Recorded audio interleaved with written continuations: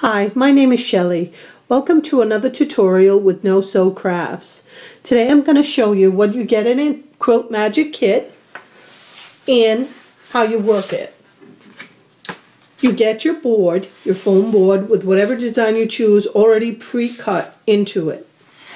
You also get a color photo of whatever design you choose, as well as full written and illustrated instructions with the kit. You do get all of your fabric, and you get paper pattern pieces.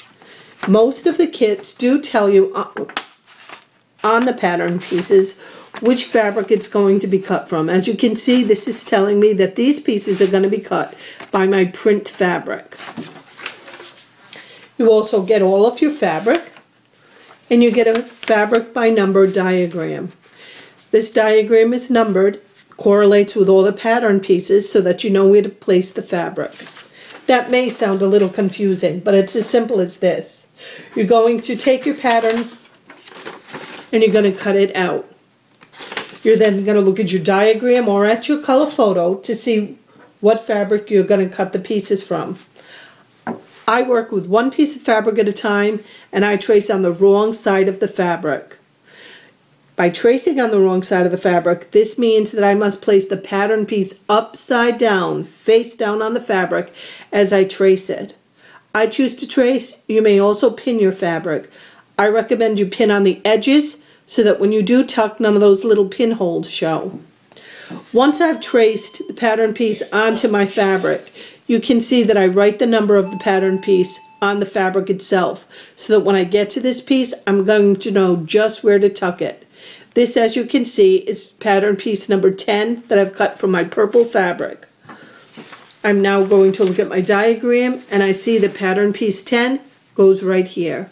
So I'm going to place it on the board.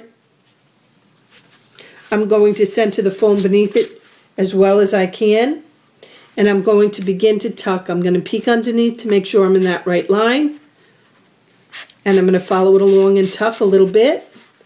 I'm not going to tuck it tight on any side yet. I'm going to tuck a little bit on each side. This way I know that I have enough to tuck on all sides and I don't have to keep pulling it out.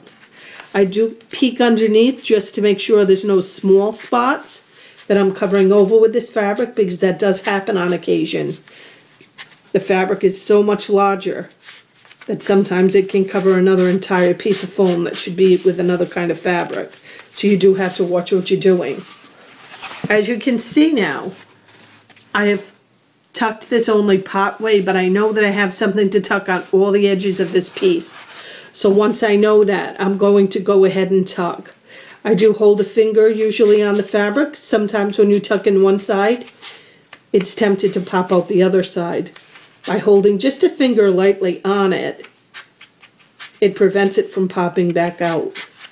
You can see I just tuck it in all the way around. If you feel you have too much fabric to tuck in, you can trim it. I tend not to very often. It does fit. Don't forget, you have the whole width of the board to tuck in, so you can tuck very deep.